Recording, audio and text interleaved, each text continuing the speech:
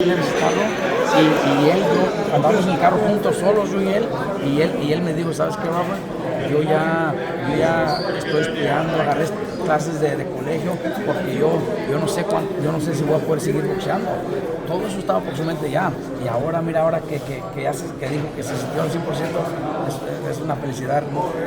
En realidad se me enchina la piel. Pero me da mucho gusto porque aparte de eso es una gran persona, tiene un corazón grandísimo, muy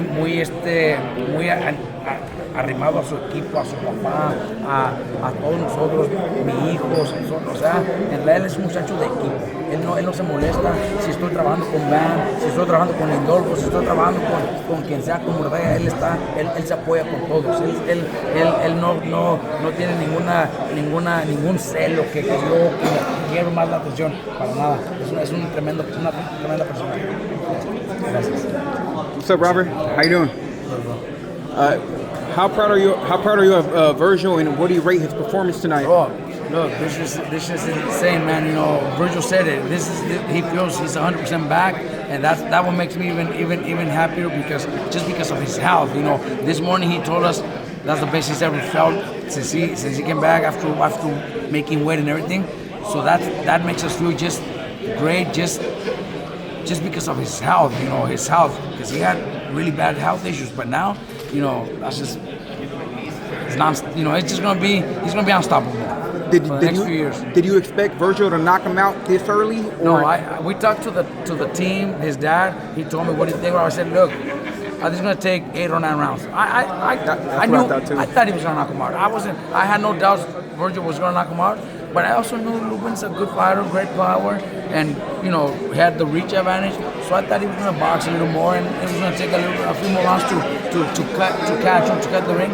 But Virgil seen the opportunity in the second round, so took advantage of it and did his work. You know, even though the plan was stay smart, the first couple rounds are the rounds to study your opponent, like every fighter does. But he found the opportunity and took advantage of it. Why not? And there's a lot of talks right now about, Ennis. How do you see that fight? Do you think it's going to get done? Or look, it could get done anytime. Virgil's ready for anybody, but we got a lot of options. Fundoras are mandatory, so we would love to take that one too. Stay in touch. Spence was here too. Charlo was here too. You know, Woods is here too. He wants it. So any of those big fights could happen. We're ready for any of them. Huh? We're ready for any of them. Robert, great to see you, man. It's been a while. Hey, I know you expected him to win, but did you expect what you saw tonight? I was thinking 8 or 9 rounds because I did expect for a knockout, but I thought 8 or 9 rounds. But he found that opportunity and took advantage of it. Yeah, I asked Virgil if he was out on his feet because he looked like he was out on his feet. No, he was out. You know, I don't know if you guys noticed, but I came in with a stool like I always do. If I see somebody in danger, I came in with a stool and I hold him and I set him down, and he was still out when I came in. And for the referee to notice that. No, the ref did a great job. The ref did a great job. He noticed that. But yeah, when I came in, he was still hurt, so I put him in. You know, obviously sat him down, and then his team came in, and I walked away. But that was a good thing to do, and he was still very hurt. Was there a key punch in there? Because he seemed to be active. It was right hook, kind of dropping the hand, right hook to the side. Yeah. Which fight do you want next for Virgil, Robert? There's so many. Honestly, you know, our mandatory is the WBC, Fundora, but you know, he's got other plans with his fight against Thurman in January, February, so that might take a little bit longer. So we might have to take something else before that. Spence was here, Charlo was here, Boots was here. There's a lot of big fights for Virgil. I think Virgil right now became the fighter to challenge. Well, he wasn't here, but the champion. Well, he already has something lined up, I believe. You know, a unification fight. So there's so many fights out there. I think we could do 5-6 fights that are going to be huge. I think this is a perfect moment for Virgil, Mexican American, to become the pay-per-view star, the one everybody wants to challenge because it's the biggest fight for them. I think we got options. You know, if it's Boots, beautiful, because that's a huge fight. But so is Spence, so is Charlo, so is Fundora, so is the Puerto Rican, what's his name? Xander.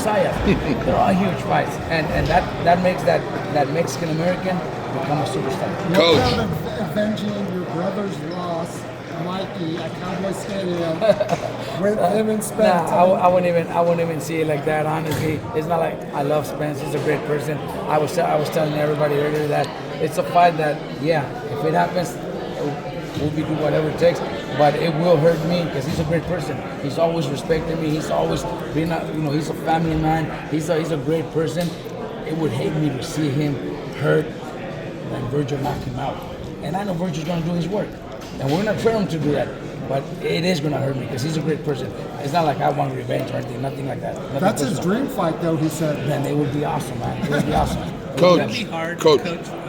for you guys to go with someone other than Spence? It's almost like a bait and switch. All this effort has been paid about Ennis, and now there's talk that maybe it's not going to be Ennis. Well, if it's Ennis or not, like I said, I already mentioned there's like 5 names out there that are huge in the division. So we got options. We're not chasing one. It looks like everybody is chasing us now. We're the name. We're the one everybody wants to fight. Charlo, we kind of crossed in the hallway, and Charlo started challenging us too. So Charlo's also available. There's a lot of fights out there, man. There's a lot of big fights, and the names are big enough for Virgil to become the next pay-per-view star. Coach, question for you. So during the week, I was watching you in the background while, Virgil's manager was talking or Virgil was talking, and when Boots came up, I could just see you behind him, like shaking your head. You were adamant, like, that's not going to happen. Where did that come from? What gives you so much insight, or where does the insight come from for you to believe that it's not going to happen? Because look, it already happened twice, but the first time, Boots announced he can't make 147 anymore. He's moving to 154. So then we're already talking about it. They're already negotiating. And then when everything's pretty much already almost finalized, he decides, I still want to stay at welterweight. So that dropped everything. So we got to move on. So he fought one more time at welterweight, and then now he's at 154. And I know for a fact he told his promoter he was gonna need 2 tuna fights, and he just went through 1. And he was gonna take 2 tuna fights. I think Eddie, DAZN are kind of pushing him, kind of forcing him. I'm not saying he's not gonna fight. He will fight because he's a great fighter, man. He's probably the best one out of all the group that we're talking. Maybe not the biggest name, because we got somebody like Errol, Spence, Crawford, Fundora is fucking the man, right now, the WBC champion. But I think he is a huge name, so it'll be a big fight. But I truly believe that's why I've been saying it, because I was told he wanted 2 tuna fights, and he already got 1, so he might still want another one. Still short of tuna. The fight doesn't have to be next. It could take a few fights from now, and the fight could be even bigger. Make Virgil, get Virgil some other of the other fighters that we were mentioning, and we just make it a bigger star, make him a bigger star and a bigger fight. Hey, I think one follow-up question for you, Coach. So, obviously all those names are available. The fight's being lined up with Boots, but there's still a fighter. There's still, that competitive fire in Virgil. He still calls out Crawford. After seeing how Crawford, handled himself with Canelo, do you have any, and I know it's your guy, but any hesitancy or any, let's hold off on that fight? Or, hey, Crawford's ready, we ready right now? Crawford's a great fighter, man. But look, I would love to fight Crawford, but Crawford is with that win, he has nothing to prove anymore. He doesn't need to challenge himself against nobody, a young fighter, somebody, 10, 11 years younger than him. He doesn't need to. He got the big win against Canelo, so if he wants to make history, he maybe fights at 160, becomes champion there, and becomes a 6th division champion, which Oscar De La Hoya and Peck are the only ones, and maybe tries to become undisputed there, to be the only 4th division undisputed, just to make history. I don't think he'll come down to 154.